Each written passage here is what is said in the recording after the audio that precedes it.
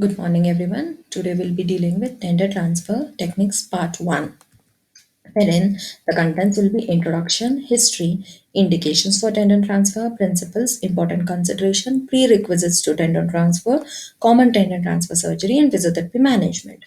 Let's look into the introduction. Injury to any of the extremity will produce definite functional impairment. For example, if injury in lower extremity is going to impair walking, injury in upper extremity is going to impair grasping or writing or eating. These all functional impairment is definite once the extremity is injured, such as they hamper the activities of daily life. Hence, activities of daily life can be severely compromised in subjects with injuries to the extremity. A tendon transfer procedure relocates the insertion of a functioning tendon to achieve either motion or to achieve balance at that particular joint, such as that functioner which was compromised is restored after the tendon transfer technique. Coming to history. At the end of 19th century, physicians first realized that transferring tendons could restore function to an extremity. Hence, a major contribution was given by Dr. Leo Mayers, Sterling Bunnell, Guy Pulvertaft, and Joseph Boyce, so that these people contributed to expand the tendon transfer to those people suffering from polio, cerebral palsy, and wounded warriors in World War One. Coming to definition, there are two definitions which are followed in tendon transfer. One is given by Southeastern Society of Plastic Surgeon, restricting the definition to the wrist and hand injuries, and one is given by American Orthopedic Foot and Ankle Society, which is restricted to the better foot shape. So let's look into the what are the definition. Southeastern Society of Plastic Surgeon defines tendon transfer as it is a transfer of a functional muscle tendon unit to replace a lost or missing muscle tendon unit in order to restore motion or balance to the wrist and or hand. Here, not only to restore the motion, the importance is also given to the restoration of balance of that particular joint, let it be wrist and or hand, according to Southeastern Society of Plastic Surgeon. Whereas the definition given by American Orthopedic Foot and Ankle Society says that tendon transfers are surgical procedures that move a tendon from its normal point of anchorage to another. The first sentence means that point of insertion of a tendon is changed, is removed from its original place and placed on some other or some different position. This is done for a number of different reasons. Tendon transfers can correct deformity, improve joint function, or establish a better foot shape. Best example is the case of CTEV. Now, coming to procedure. I have been telling that the procedure of a tendon transfer, according to the board definition, is that remove a tendon of a muscle from its insertion, place it on the new insertion. Let's look how it is done. Consider this is your humerus, radius ulna, and the carpal bones. Take for example, these are the bones which are named just now. Take for an example a muscle whose origin is on one of the carpal bone and the origin is on the radius and insertion is on one of the carpal bone. The procedure of the tendon transfer says that the insertion is changed just like how it is shown in the video. The insertion is changed onto the different bone. Coming to types of tendon transfers. Based on two main classification, tendon transfers are classified into based on the type of transfer and based on the tendon suturing. So let's look into what are the types of classification based on the type of transfer. MTU transfer. MTU stands for muscle tendon unit transfer. Here, and not only your tendon, entire muscle along with the new tendon, a new muscle along with its own tendon is transferred from a particular insertion point to a different insertion point. That is known as MTU transfer. Second one is tendon transfer with graft.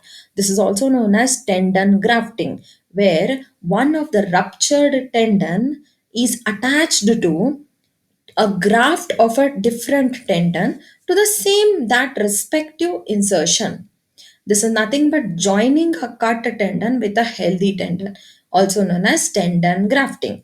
Now, tendon grafting can be done in two ways: with neurovascular bed intact of the new tendon, or without neurovascular bed. Now, coming to classification based on tendon suturing. We know what are the types of transfer now: MTU transfer, tendon grafting with neurovascular bed intact. So, how the tendon is attached to a different site, how the tendon to tendon attachment is taken place in tendon grafting. So there are two types of tendon suturing. One is end to end, where one end of the tendon is joined with the other end of the tendon. The end to end method is described by Kessler, Bunnell, and Mason Allen Stitch. And one more is end to side. One end of a tendon is joined with the side of another tendon, which was best defined by Pulvertaft Weave Stitch. Coming to the first point, based on the type of transfer, in which we'll be reading first one with that is nothing but MTU, that is muscle tendon unit transfer. We have already seen the video. I will replay the video for you guys. These are the bones: humerus, radius, ulna, and carpal bone. This is nothing but a muscle which is originating from the radius and inserting into one of the bone of carpal bones. The insertion of this muscle is changed entirely to a new insertion point. The new muscle, along with its tendon, is replacing the action of the old muscle. Hence, this is known as muscle tendon unit. Entire muscle tendon unit is transferred. Hence, the name MTU, muscle tendon unit transfer. Coming to the second point, tendon transfer with graft. This is also known as tendon grafting. So now tendon grafting is done via two ways. I just now told, with neurovascular bed intact or without neurovascular bed. Let's look at it how it looks. First point, imagine this is your index finger. These are your phalanges bone. One of the tendon of index finger is cut, so we don't have a tendon supply which is connecting the distal interphalange with the distal phalange with the proximal phalange. So we have to identify the nearby tendon. So on identification of the nearby tendon, which is yellow in color in the picture, we have to join the nearby tendon with the existing tendon. This first one, tendon transfer with graft, is also known as tendon grafting, is done without the neurovascular bed intact. Let's look into how with the neurovascular bed intact will look. Taking the same example, the index finger where the tendon of the distal phalange is cut off, identification of the nearby tendon which has intact good neuromuscular bed which is intact in nature, sub, suturing the tendon which has good neurovascular bed which is intact in nature to the ruptured tendon will give you this picture. This is nothing but tendon transfer with neurovascular bed intact. Coming to classification of the tendon transfer based on tendon suturing. I already told tendon suturing is nothing but joining the ends of the tendon, with the new tendon with the old tendon. It is done by two methods. One is end to end and one is side to side. Let's see end to end. Kessler suture technique. Please think that these two circles are nothing, these two bands are nothing but your two different tendons. Now, end to end is nothing but simple sieving technique, placing the proper tension. The suture technique preferred in the end to end tendon coaptation include the Kessler technique as modified by Tajima or Pulvertaft interweaving technique. When you apply this technique, the Kessler suture technique, you have to remember two important things, that is which are critical for the success of this procedure. First is the care must be taken during suturing to ensure the correct amount of tension on the transferred tendon construct. That is, when you make two different tendons, when you sew it up, it becomes one tendon only. So the if the amount of the tension induced while sieving it is more, then the tendon might get ruptured due to the tourniquet effect applied on it. And if the amount of tension is very less, then the tendon can slip out. So the tension applied during suturing is very important. Second point, what to remember is it is imperative that the suture line does not impinge on the pulleys nearby lying to it. If it impairs, there is definitely functional impairment. Suture material done in this technique is usually polyglycolide or polylactide. Coming to the Pulver-Taft method of end-to-end. This is nothing but end to end only, but Pulver-Taft suture technique. As we saw in this last image, directly one of the end of one tendon is taken and joined to the end of the another tendon. This faced so many issues such as slippage, reduction in the tension eventually as the number of days progress. So to avoid those all difficulties, Pulver-Taft made another method so that end to end is also done, is also performed while tendon transfer, but there is no slippage of the tendon as well as the age progresses of the new tendon. So what he did is he took a tendon, he cut it into fish mouth. The old tendon was cut it into fish mouth pattern. Look at the image, fish mouth pattern. He took a nearby tendon and passed it through the old tendon via fish mouth cut, just as shown in the video. And then while passing it, he sutured the new tendon up to the old tendon. This is nothing but Pulver Taft suture technique. This is most commonly used method to join tendons, particularly for tendon mismatch. If the tendon diameter is mismatched, then you have to do this technique so that it is beneficial for the patient. Coming to end to side. It is an alternative to an end to end view, is an end to side view. This is performed in a similar fashion to the Pulver-Taft interview. Let's look at it, how it is performed. First thing, make two circular incision in the tendon. Pass the scissor within the proximal circular incision. After passing the scissor, widen the scissor so that to grasp the nearby tendon with the help of scissor. Pulling the nearby tendon through both the holes with the help of scissor, get to the end of the second incision, that is beneath the first incision. After getting into the second incision, sieve it up to the second incision only. This is nothing but end to side. You can repeat the video if you have any difficulty to understand it. Coming to indications. When the muscle is lost due to nerve injury, when the muscle function is lost due to nerve injury. For example, when we are dealing with nerve injury which cannot be repaired or a severe nerve injury, the nerve no longer sends signal to certain muscles, whichever it is supplying, leading to paralysis and therefore the function lost. If this is for permanent, then tendon transfer technique would help in reduction of the functional impairment by that particular person. It is usually done after 18 months of injury when there is no recovery. Usually, nerve injury, 18 months is left depending on the Wallerian degeneration and regeneration technique. If the nerve is regenerating, which usually takes up to 18 months for complete regeneration, we have to, a surgeon decides to wait it for 18 months. If there is no complete recovery or if there is no chances or no signs of recovery, tendon transfer is the definite help to the patient. Coming to second point of indication, when muscle function is lost due to muscle rupture, for example RTA, that is your road traffic accident, or any major severe fracture, comminuted fracture, where the muscle is entirely ruptured and the origin and insertion are pulled so far that there is no chance of healing it up. There is no chance of self mechanism to attach the origin and insertion. That time you have to do tendon transfer technique to maintain the functional capability of that person.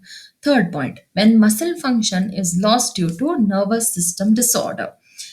The Nervous system disorders sometimes can prevent nerves from being supplied to the muscle, let it be a motor nerve or the sensory nerve.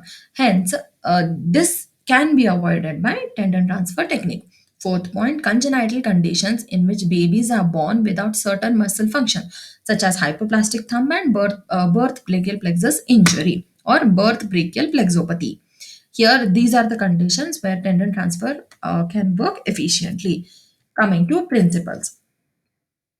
Now, when we are talking about principle, there's something called as donor tendon. The tendon which we are, the new tendon of which we are going to take up the insertion site and attach it to the new insertion point. That is known as donor tendon.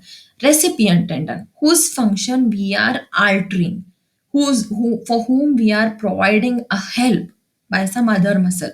It is the receiver of the help. That is nothing but recipient tendon. So principles are divided on depending on donor tendon, recipient tendon, technical consideration, patient consideration, and immobilization phase after tendon transfer. Let's look at each of the point. Coming to donor tendon. The mnemonic to remember the principles under donor tendon are E-PASS. E stands for expandable. E should the donor tendon should be expandable. P stands for minimum power. A stands for amplitude of excursion. S stands for synergistic muscle. Now, E, in which should be expandable, is written. That means donor tendon should be expandable. Sometimes, when we are taking a tendon which is nearby, also, which is synergistic, also, which has a good power, that is all the prerequisites of the tendon transfer. We need a good muscle to replace a bad muscle. So, if that muscle has a shorter length, you need to expand it to attach it to the new insertion. Hence, E standing for expandable, the donor tension should be expandable. Coming to P, minimum power should be 4 by 5. Post-operatively, every every muscle, whenever the operation is carried out, will reduce its strength on the MRC scale by 1. So minimum power of a donor tendon should be 4 by 5. Even if post-operatively, it can reduce to 3 by 5. Imagine now a patient has donor tendon strength 2 by 5. Post-operatively, as I already told, MRC grading is going to get reduced by 1. So the power will become 1 by 5. That is not even a movement, not even a contraction can be seen visually.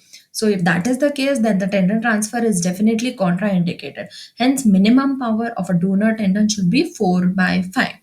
Coming to A, amplitude of excursion. That means amplitude of excursion should match that of recipient muscle. The range of motion provided by the muscle, the magnitude of movement provided by the muscle or done by the muscle at that particular joint should be equal to the recipient muscle's magnitude of motion.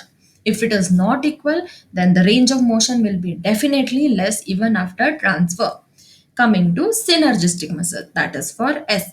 Preferably, synergistic muscle is used because our brain already knows that synergistic muscle is also going to produce the same movement. So instead of using always the antagonistic muscle, preferably synergistic muscle used. If synergistic muscle is not present or is not meeting the criteria of donor tendon, then definitely some of the surgeries we tend to use antagonistic muscle as well. Coming to recipient tendon. The mnemonic is R and S. R stands for range of motion, whereas S stands for no scarring. Now, coming to range of motion. Range of motion of the joint on which the transferred muscle is expected to work should be good. If the range of motion is affected or the joint is hypomobile, before the transfer, make sure that the joint attains the mobility, because after transfer the action of the or the function of the tendon is to carry out the range of motion. If the joint is only affected, then there is no use of tendon transfer. Hence, range of motion should be of that particular joint should be achieved must more before the surgery is carried out. Coming to the second point of recipient tendon, no scarring at the bed of transferred tendon. If there is scarring, adhesion, inflammation, edema present at the new bed, new insertion site, then the transferred tendon will go into inflammation and it will get infected, which will cause the patient no benefit. Hence, no scarring at the bed of transferred tendon is a must. Now, coming to technical consideration. The mnemonic is SSF. S stands for straight root, another S stands for subcutaneous space, F stands for fixation. Let's look at straight root. Transfer tendon should take a straight route. Imagine you are transferring a tendon with a straight route to a new place where the tendon is bent, swiveled around in the figure of 8 and then attached to the new attachment, new insertion site. In the straight root tendon, the maximum moment of the force is provided, whereas in the figure of 8 or whatever direction you choose to attain to reach the new insertion site, the force produced by the muscle is reduced as the distance is increased. Hence, it will provide no benefit to the patient. Hence, the technical consideration of tendon transfer is to maintain, or the transfer tendon should take a straight route. Second point, transferred tendon should be placed in the subcutaneous space. Subcutaneous space is nothing but beneath your skin, just above the deep fascia of the muscle. So usually in tendon transfer technique, the new tendons are placed subcutaneously. Coming to fixation. Fixation must be under adequate tension. As I already told, even for the sutures, not only suturing technique, the tension should be adequate, even the fixation should be adequate. If it is less, it will cause the displacement of the new tendon. If it is more, it might cause the tear of the tendon. Coming to patient consideration, the mnemonic is A and D. A is nothing but age and D is nothing but disease. Age, minimum 5 years. That is the child, when a child wants to get for CTEV, when the mother wants to get tendon transfer done for tendo achilles, the minimum age attained by the child should be 5 years and the disease should be non-progressive. If the disease is progressive, then the tendon will get infected and diseased, and there will be no use of tendon transfer. Coming to immobilization. I. Immobilization is generally described as 3 weeks for upper limb tendon transfer and 4 weeks for lower limb tendon transfer. Night splint can be used for 1 to 2 months. Coming to important consideration. First point, involve the redistribution, not the recreation or not the creation of a new power unit. Tendon transfer, when it is done, it is just the redistribution of the force produced by the muscle and not the creation of new forces to carry out the movement. Muscle power is transferred from less important to more important function so as to improve the system overall. Coming to second point, simplicity is mechanical design which predisposes to good result. As I already mentioned in the principles of the tendon, taking a single route will produce you good benefit, good effort. You can see the range of motion is more because the force produced by the muscle reaches the joint in a more amount compared to a weird haphazard way taken up by the new tendon and placed on some different very far away insertion. More than one change of direction cannot be introduced in tendon transfer. Coming to third point, stabilization of every joint where the new tendon passes. If the joints are hypomobile before the tendon transfer, please make sure that the joint gets back its mobility so that the new tendon transfer the patient will see the good benefit of the new tendon transfer, or else he will not feel any change with the hypomobile joint. Coming to fourth point, we know that in upper extremity there are three major nerves, that is your median, ulnar, and radial. Then the transfer important consideration says that any one among these three nerves has lost its function, then definitely tendon transfer will help. If any two of these three nerve has lost its function, there is definite major loss of function, which is inevitable. Coming to fifth point, normal skin sensibility is always desirable but it is not mandatorily because the tendon the new tendon is placed in subcutaneous space. So anything happening at the new insertion point is felt by your skin. So if skin has lost its sensibility, sometimes it might get hampered for the sensation which is happening inside to go to the brain, to realize by the patient that something is abnormal, some abnormal reaction is happening within the body. So normal skin sensibility is always desirable but not mandatory. Coming to the last point, motor nerve interruption. Immediate motor nerve interruption. When you interrupt a motor nerve, immediate muscle balance is seen. But immediate deformity occur at that time? No. For to take place a deformity, it takes persistence of muscle imbalance. But in tendon transfer, definitely post-operatively, the new tendon transferred is definitely weak after operation. I already told you all that after operation, post operatively, MRC grading is reduced by 1 of any tendon or any muscle. So if you maintain this loss of strength, if you do not take physiotherapy, then this will cause muscle imbalance. But initially muscle imbalance only exists, there is no deformity that can be corrected with physical re-education or muscle re-education. But persistence of this muscle imbalance will definitely lead to deformity. Hence, physical therapy and muscle re-education is a must after tendon transfer. Coming to prerequisites. No open wound that could predispose the infection. If open wound is present, the infection will definitely get spread to the new tendon insertion site, which will infect the tendon eventually. Second point, mobile joint, unscarred, healthy, soft tissue bed. The joint where the tendon transfer should be taken place in future should be mobile. If it is hypomobile, then there is no use of tendon transfer. It should contain unscarred, healthy, soft tissue bed. Third point, precede tendon transfer with joint maximum mobilization. I already told you what does it mean. Fourth point, skeletal stabilization requiring arthrodesis should be performed prior to the surgery. If the joint is hypermobile, please stabilize it before the tendon transfer. Fifth point, skin sensibility is not mandatory but desirable, as I already explained in the last video, last slide. Sixth point, good passive range of motion available at all the joint wherever the new tendon passes. Last point, I think, prior to transfer, correct joint stiffness, contracture, and malunion. Thank you.